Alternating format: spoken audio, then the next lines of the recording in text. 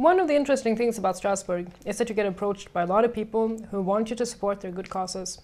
Today, I was approached by a gentleman who wished me to support coordination of member state activities and the exchange of best practices in a field which there appears to be little data available on, where there is a lack of research and statistics, but where still they can claim that an increase of the bad thing, which isn't studied or measured, or where no data is being collected, has anyway occurred. Now, from my perspective, it's difficult to prove an increase of something where you don't know the base level of that thing.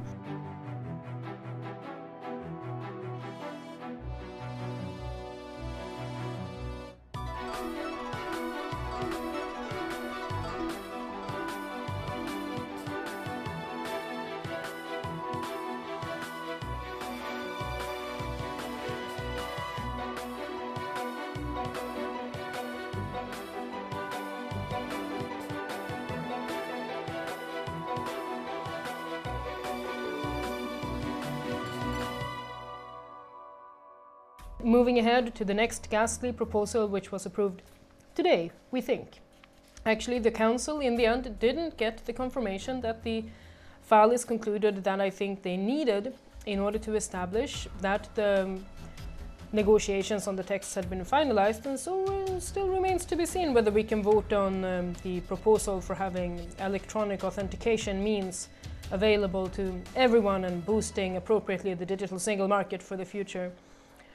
It's very funny, that file, because the boosting of the digital single market is something that politicians have been wanting to accomplish in the European Union since 1995. And despite this urgent need to boost the digital market inherent in all of the political rhetoric of the institution, we completely lack a strategy for that, which was further emphasized by the plenary debate in which I hastily participated in the evening, where basically we're allocating 1 billion euros into digital services development in the European Union after the European Commission clumsily decided to attempt a top-down system from Brussels, which in absolutely no way could have been successful with the member states.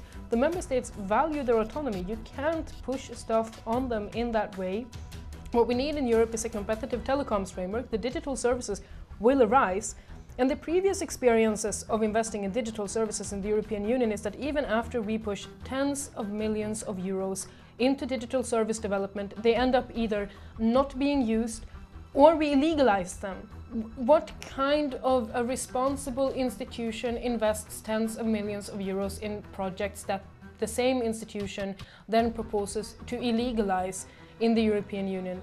It's so agonizingly it's just agonizing to see the European Commission do this. Unfortunately, I couldn't stay to hear the Commissioner's response to my scathing criticism of this obnoxious behavior in the plenary, because I had an interview with the Slovenian television station, which in the end ended up being approximately on the same theme. We have a lack of leadership in the Union, we fuck over our own investments, we're fucking over our own voters, we're not respecting cultural diversity.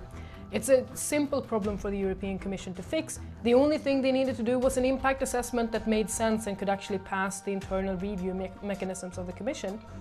But they don't.